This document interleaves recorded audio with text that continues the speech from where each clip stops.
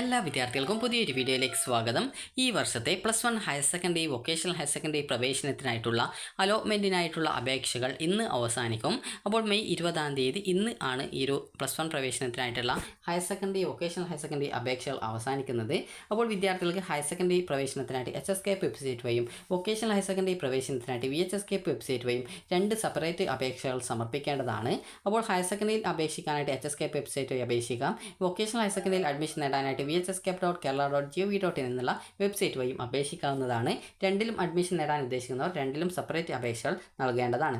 അപ്പോൾ വിദ്യാർത്ഥികൾക്ക് ഈ ഒരു ട്രയൽ അലോട്ട്മെൻറ്റ് എന്താണ്, ട്രയൽ അലോട്ട്മെൻറ്റ് റിസൾട്ട് എങ്ങനെയാണ് ചെക്ക് ചെയ്യുക, അതുപോലെ തന്നെ ആർക്കൊക്കെയാണ് ട്രയൽ അലോട്ട്മെൻറ്റിൻ്റെ ആപ്ലിക്കേഷൻ എഡിറ്റ് ചെയ്യാൻ പറ്റുക, എങ്ങനെയാണ് ഈ ഒരു ട്രയൽ അലോട്ട്മെൻറ്റിന് ശേഷം അപേക്ഷ എഡിറ്റ് ചെയ്യേണ്ടത്, അതുപോലെ തന്നെ ട്രയൽ അലോട്ട്മെൻറ്റ് കിട്ടിയാൽ സ്കൂളിൽ അഡ്മിഷൻ ലഭിക്കുമോ, അതുപോലെ തന്നെ അഡ്മിഷൻ അതായത് ട്രയൽ അലോട്ട്മെൻറ്റ് കിട്ടിയ വിദ്യാർത്ഥികൾക്ക് അഡ്മിഷൻ കിട്ടാതിരിക്കാനുള്ള കാരണം എന്താണ്, അതുപോലെ തന്നെ ട്രയൽ അലോട്ട്മെൻറ്റ് കിട്ടിയ വിദ്യാർത്ഥിക്ക് സെയിം ഓപ്ഷൻ തന്നെയാണ് ഫസ്റ്റ് അലോട്ട്മെൻറ്റിൽ കിട്ടുക, അതല്ലെങ്കിൽ മറ്റു ഓപ്ഷനാണോ, അല്ലെങ്കിൽ ഫസ്റ്റ് അലോട്ട്മെൻറ്റിൽ കിട്ടുമോ, അല്ലെങ്കിൽ സെക്കൻഡ് അലോട്ട്മെൻറ്റ് കിട്ടാൻ ട്രയൽ അലോട്ട്മെൻറ്റ് കിട്ടിയാലും കിട്ടിയിട്ടില്ലെങ്കിൽ സാധ്യതയുണ്ടോ എന്നിങ്ങനെയുള്ള വിദ്യാർത്ഥികളുടെ എല്ലാവിധ സംശയങ്ങളും ഈ ഒരു വീഡിയോയിൽ സിമ്പിളായിട്ട് തന്നെ മാറ്റാവുന്നതാണ്.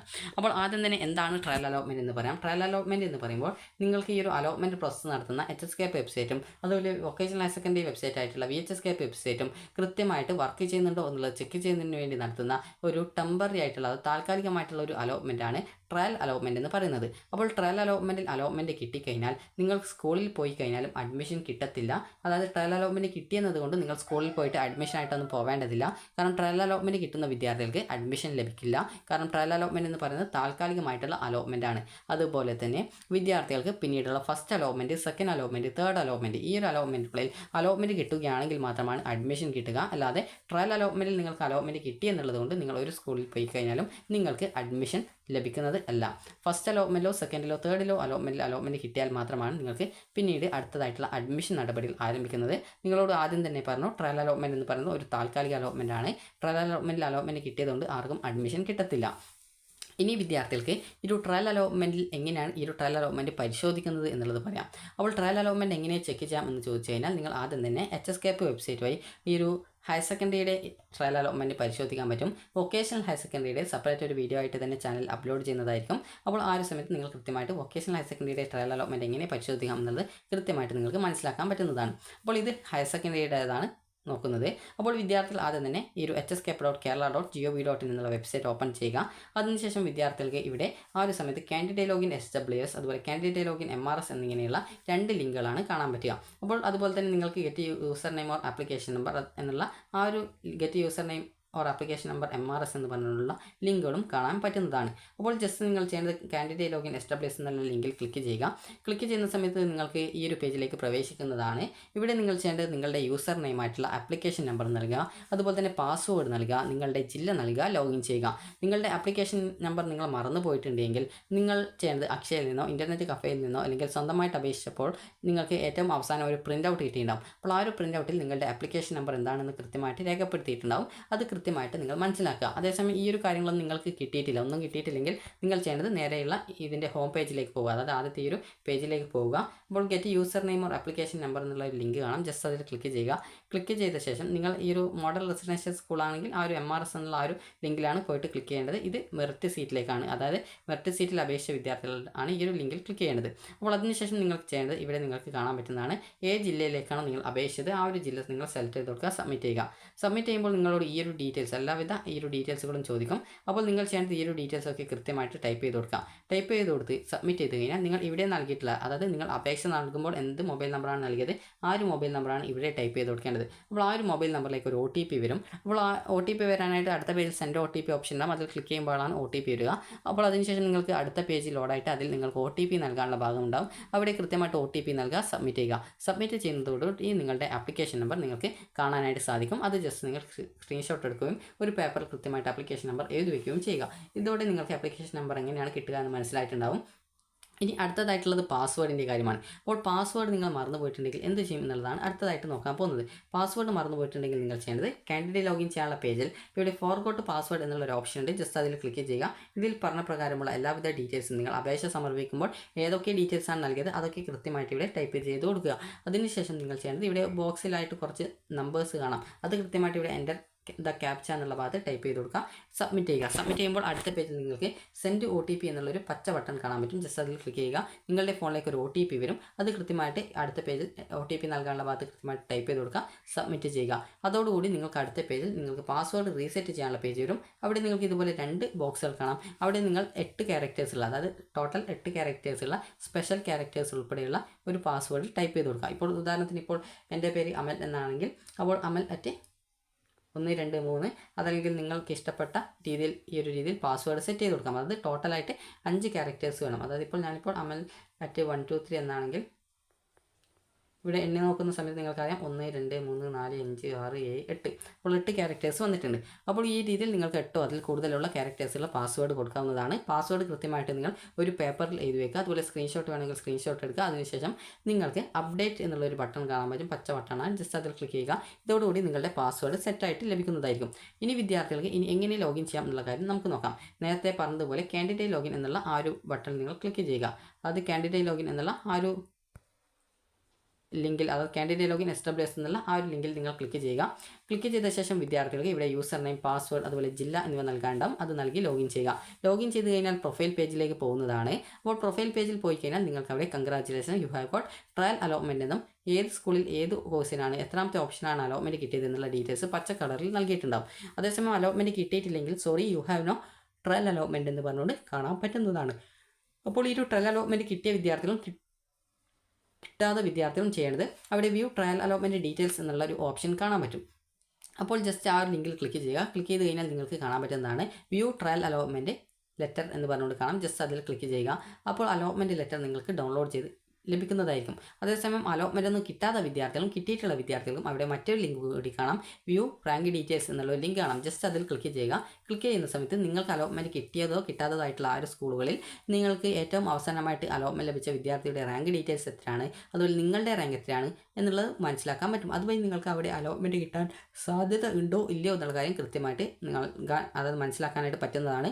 അതനുസരിച്ച് നിങ്ങൾക്ക് പുതിയ സ്കൂളും കോഴ്സുകളും കൂട്ടിച്ചേർക്കാൻ സാധിക്കുന്നതായിരിക്കും. ഇനി എങ്ങനെയാണ് ആപ്ലിക്കേഷൻ എഡിറ്റ് ചെയ്യാൻ പറ്റുക എന്ന് നോക്കാം. അപ്പോൾ അടുത്തതായിട്ട് നമ്മൾ നോക്കാൻ പോകുന്നത് ആപ്ലിക്കേഷൻ എഡിറ്റിംഗ് ആണ്. അപ്പോൾ ജസ്റ്റ് നമുക്ക് നോക്കാം ആപ്ലിക്കേഷൻ എഡിറ്റിംഗ് എങ്ങനെയാണ് എന്നുള്ളത്. അപ്പോൾ ആപ്ലിക്കേഷൻ എഡിറ്റിംഗ് എന്നുള്ളത് എങ്ങനെയാണെന്ന് നോക്കാം. അതായത് ആപ്ലിക്കേഷൻ എഡിറ്റിംഗ് ആണ്. അപ്പോൾ ഈ ഒരു ആപ്ലിക്കേഷൻ എഡിറ്റിംഗ് എന്ന് പറയുന്നത് എല്ലാ വിദ്യാർത്ഥികൾക്കും എഡിറ്റ് ചെയ്യാൻ പറ്റുന്നതാണ്. അതായത് ട്രയൽ അലോട്ട്മെൻറ്റിൽ നിങ്ങൾ അപേക്ഷിച്ചിട്ടുണ്ട്.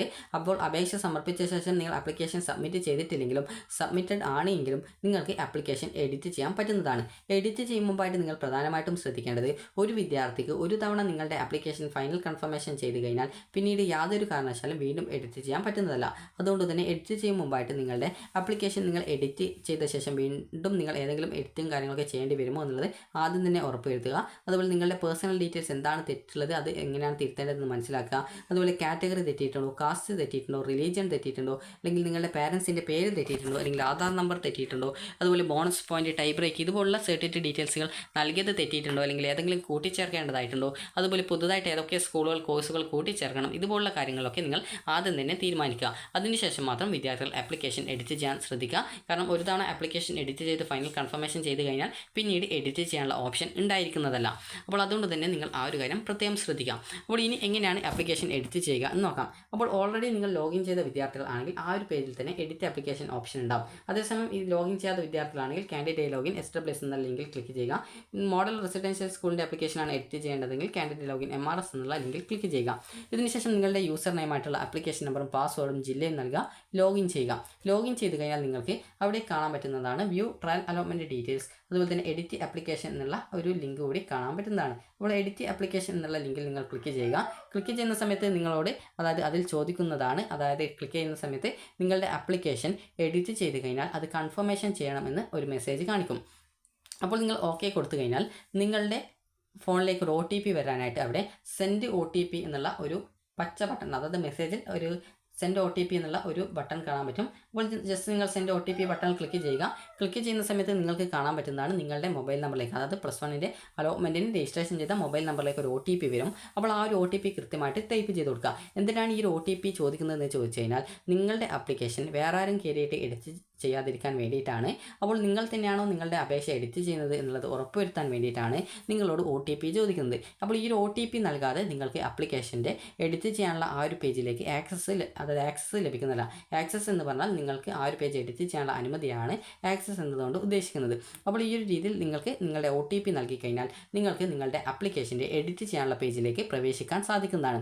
അപ്പോൾ ഇങ്ങനെ നിങ്ങൾക്ക് എല്ലാ വിദ്യാർത്ഥികളും അപേക്ഷ എഡിറ്റ് ചെയ്യണമെന്നുള്ളത് നിർബന്ധമല്ല. നിങ്ങൾക്ക് വേണമെങ്കിൽ എഡിറ്റ് ചെയ്താൽ മതി, ഒരു നിർബന്ധവുമില്ല. നിങ്ങൾക്ക് എന്തെങ്കിലും വിവരങ്ങൾ തെറ്റായിട്ടുണ്ടെങ്കിൽ അത് തിരുത്താം. അതുപോലെ തന്നെ എന്തെങ്കിലും പുതിയ സ്കൂൾ കോഴ്സുകൾ കൂട്ടിച്ചേർക്കണമെങ്കിൽ അങ്ങനെ ചെയ്യാം. അതൊക്കെ നിങ്ങളുടെ ഇഷ്ടമാണ്. അതിൽ പ്രത്യേകിച്ച് നിങ്ങൾ നിർബന്ധമായിട്ടും എഡിറ്റ് ചെയ്യണമെന്നത് നിർബന്ധമല്ല. അതുപോലെ തന്നെ നിങ്ങളുടെ ആപ്ലിക്കേഷൻ കൺഫേംഡ് ആണ് എന്നുള്ളത് മാത്രം നിങ്ങൾ ഉറപ്പുവരുത്തിയാൽ മതി. കാരണം ഇപ്പോൾ ഓപ്ഷൻ അതായത് അപേക്ഷ സമർപ്പിക്കുന്ന സമയത്ത് ചില വിദ്യാർത്ഥികളുടെ ആപ്ലിക്കേഷൻ കൺഫേം ചെയ്യാൻ വിട്ടുപോകാറൊക്കെ ഉണ്ട്. അപ്പോൾ അങ്ങനെയുള്ള വിദ്യാർത്ഥികൾ എഡിറ്റ് ചെയ്യാനുണ്ടെങ്കിൽ അത് ചെയ്ത് കൺഫർമേഷൻ ചെയ്താൽ മതിയാകും.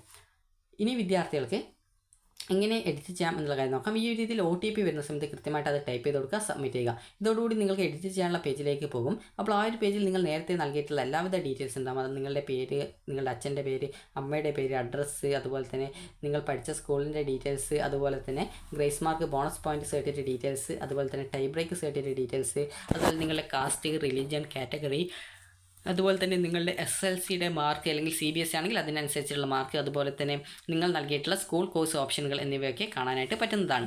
അപ്പോൾ നിങ്ങൾ ശ്രദ്ധിക്കേണ്ടത് ആദ്യം തന്നെ എല്ലാവിധ ഡീറ്റെയിൽസും കൃത്യമായിട്ട് പരിശോധിക്കുക. എവിടെയെങ്കിലും തെറ്റുകൾ ഉണ്ടെങ്കിൽ അതൊക്കെ തിരുത്തുക. അതുപോലെ തന്നെ ഇതൊക്കെ തിരുത്തിയ ശേഷം നിങ്ങൾ സബ്മിറ്റ് ചെയ്ത് പോകുന്ന സമയത്ത് നിങ്ങളുടെ SLCയുടെ മാർക്ക്, അതുപോലെ തന്നെ റിസർവേഷൻ ഡോക്യുമെൻസിൻ്റെ ഡീറ്റെയിൽസുകൾ, അതുപോലെ തന്നെ നിങ്ങൾ നൽകിയിട്ടുള്ള ഓപ്ഷൻസിൻ്റെ ഡീറ്റെയിൽസുകൾ എന്നിവ കാണാൻ പറ്റും. അപ്പോൾ ഈ ഒരു ഓപ്ഷൻസിൻ്റെ ഡീറ്റെയിൽസ് വന്ന സമയത്ത് നിങ്ങൾക്ക് ഓപ്ഷൻസ് ചേഞ്ച് ചെയ്ത് കൊടുക്കണം. അങ്ങനെ ചേഞ്ച് ചെയ്ത് കൊടുക്കാം. അതല്ലെങ്കിൽ ഓരോ ഓപ്ഷൻ്റെ നേരെയും കൃത്യമായിട്ട് ഇതുപോലെ പെൻസിൽ ഐക്കൺ ഉണ്ടാകും, അതുപോലെ ഒരു ഡിലീറ്റ് ഓപ്ഷൻ ഉണ്ടാകും. അപ്പോൾ നിങ്ങൾക്ക് ഡിലീറ്റ് ചെയ്യണമെങ്കിൽ ഡിലീറ്റ് ബട്ടൺ ക്ലിക്ക് ചെയ്ത് ഡിലീറ്റ് ചെയ്യാം. എഡിറ്റ് ചെയ്യണമെങ്കിൽ ആ ഒരു പെൻസിൽ ഐക്കണിൽ ക്ലിക്ക് ചെയ്ത് നിങ്ങൾക്ക് ആപ്ലിക്കേഷൻ്റെ അതായത് നിങ്ങൾ നൽകിയുള്ള ഓപ്ഷൻസിൻ്റെ സ്ഥാനമോ മറ്റു കാര്യങ്ങളൊക്കെ അല്ലെങ്കിൽ കോഴ്സൊക്കെ നിങ്ങൾക്ക് ചേഞ്ച് ചെയ്യാൻ സാധിക്കും. അതുപോലെ തന്നെ നിങ്ങൾക്ക് ഈ ഒരു ഓപ്ഷൻസിൽ ആദ്യം നിങ്ങൾക്ക് പുതിയ ഓപ്ഷനുകൾ ആഡ് ചെയ്ത് കൊടുക്കണമെങ്കിൽ ആ ഒരു ഓപ്ഷൻസിൻ്റെ നേരെ തന്നെയായിട്ട് ഇവിടെ കോഴ്സിൻ്റെ അത് ഓപ്ഷൻ നമ്പർ ഉണ്ടാവും. അതുപോലെ തന്നെ നിങ്ങൾക്ക് ഇവിടെ സ്കൂൾ സെലക്ട് ചെയ്യാനുള്ള ഓപ്ഷൻ ഉണ്ടാവും. അതുപോലെ തന്നെ ഇവിടെ സേവ് ഓപ്ഷൻസ് ഉണ്ടാവും. അപ്പോൾ നിങ്ങൾ ആദ്യം തന്നെ ചെയ്യേണ്ടത് നിങ്ങൾക്ക് ഓപ്ഷൻ നമ്പർ എത്രാമതായിട്ടാണ് സെറ്റ് ചെയ്യുന്നത്. ഒന്നാമത്തേതായിട്ട് സെറ്റ് ചെയ്യണമെങ്കിൽ ഒന്നാമത്തേത് സെറ്റ് ചെയ്ത് കൊടുക്കുക. അതിനുശേഷം നിങ്ങൾക്ക് ഇവിടെ സ്കൂളിൻ്റെ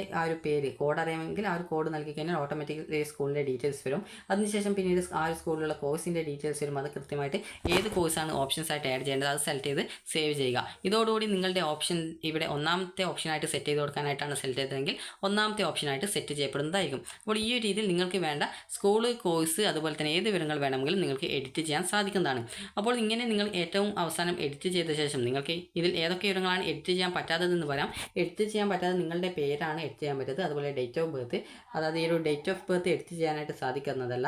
അതുപോലെ തന്നെ നിങ്ങളുടെ ഫോൺ നമ്പർ, അത് മൊബൈൽ നമ്പർ എഡിറ്റ് ചെയ്യാൻ പറ്റില്ല. അതുപോലെ രജിസ്റ്റർ നമ്പർ, അതുപോലെ തന്നെ നിങ്ങളുടെ SSLCയുടെ സ്കീം എന്നിവ നിങ്ങൾക്ക് എഡിറ്റ് ചെയ്യാൻ പറ്റുന്നതല്ല. അതുപോലെ മോഡ് ഓഫ് ആപ്ലിക്കേഷൻ എന്നിവയും നിങ്ങൾക്ക് എഡിറ്റ് ചെയ്യാൻ പറ്റത്തില്ല.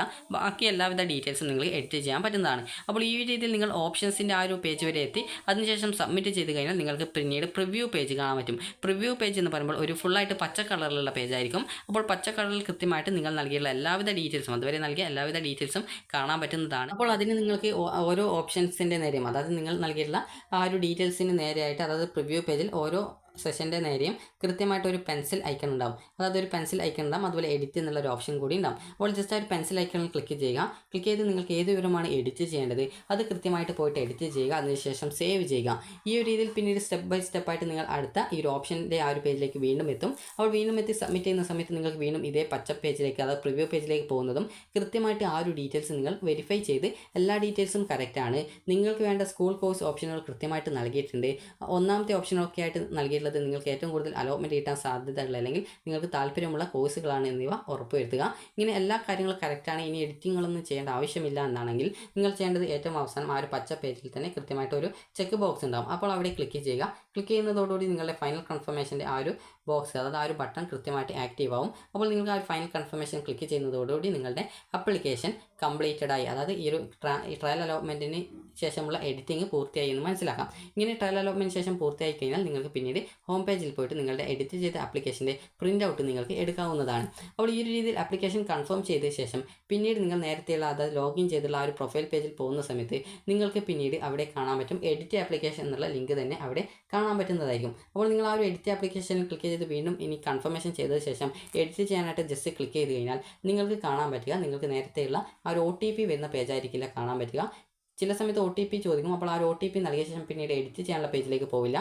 പ്രിൻറ്റ് ആപ്ലിക്കേഷൻ എന്നുള്ള ആ ഒരു പേജിലേക്കാണ് പോകുക. അതായത് ആ ഒരു പേജിൽ നിന്ന് നിങ്ങൾക്ക് പിന്നീട് ഒരു തവണ ആപ്ലിക്കേഷൻ കൺഫർമേഷൻ ചെയ്ത് കഴിഞ്ഞാൽ പിന്നീട് പ്രിൻറ്റ് ചെയ്യാനുള്ള ആ ഒരു ഓപ്ഷൻ മാത്രമാണ് കാണാൻ പറ്റുക. എഡിറ്റ് ചെയ്യാനുള്ള ഓപ്ഷൻ കാണുന്നതല്ല. ഇതിനുശേഷം നിങ്ങൾക്ക് ഫസ്റ്റ് അലോട്ട്മെൻറ്റിനായിട്ട് വെയിറ്റ് ചെയ്യാവുന്നതാണ്. അപ്പോൾ ഇതോടുകൂടി നിങ്ങളുടെ ആപ്ലിക്കേഷൻ കൺഫേംഡ് ആയി എന്ന് മനസ്സിലാക്കാം. ഇതിനുശേഷം നിങ്ങൾ ചെയ്യേണ്ടത് അടുത്തതായിട്ടുള്ളത് ഈ ഒരു വിദ്യാർത്ഥികൾ ചോദിക്കുന്ന പ്രധാനപ്പെട്ട കാര്യമാണ് ട്രയൽ അലോട്ട്മെൻറ്റ് കിട്ടിയ വിദ്യാർത്ഥികൾക്ക് ഫസ്റ്റ് അലോട്ട്മെൻറ്റ് കിട്ടുമോ എന്നുള്ളത്. അപ്പോൾ വിദ്യാർത്ഥികൾക്ക് അറിയാം നിങ്ങളുടെ WGPA അനുസരിച്ചുകൊണ്ടാണ് നിങ്ങൾക്ക് അലോട്ട്മെൻറ്റ് നൽകുന്നത്. അപ്പോൾ അതുകൊണ്ട് തന്നെ നിങ്ങൾക്ക് ഫസ്റ്റ് അലോട്ട്മെൻറ്റിൽ ഈ ഒരു ട്രയൽ അലോട്ട്മെൻറ്റ് കിട്ടിയ വിദ്യാർത്ഥികൾക്ക് സെയിം കോളേജ് ആ ഒരു കോഴ്സ് സെയിം കോഴ്സോ അല്ലെങ്കിൽ സെയിം സ്കൂളോ നിങ്ങൾക്ക് കിട്ടണം എന്നില്ല. അതുപോലെ തന്നെ ഫസ്റ്റ് അലോട്ട്മെൻറ്റിൽ ഈ ഒരു ട്രയൽ അലോട്ട്മെൻറ്റ് കിട്ടിയതുകൊണ്ട് ഫസ്റ്റ് അലോട്ട്മെൻറ്റ് കിട്ടണമെന്നില്ല. അതുപോലെ തന്നെ ചില വിദ്യാർത്ഥികൾക്ക് ഈ ഒരു ഫസ്റ്റ് അലോട്ട്മെൻറ്റിൽ ട്രയൽ അലോട്ട്മെൻറ്റ് കിട്ടിയ സെയിം കോഴ്സും സ്കൂളും തന്നെ കിട്ടാറുണ്ട്.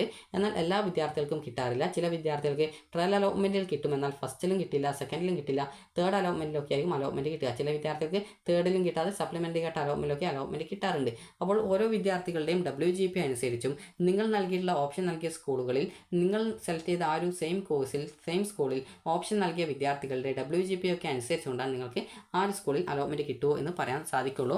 അതുപോലെ തന്നെ ട്രയൽ അലോട്ട്മെൻറ്റിൽ അലോട്ട്മെൻറ്റ് കിട്ടാത്ത വിദ്യാർത്ഥികൾക്ക് ചില സമയങ്ങളിൽ ഫസ്റ്റ് അലോട്ട്മെൻറ്റിൽ അലോട്ട്മെൻറ്റ് കിട്ടാറുണ്ട്.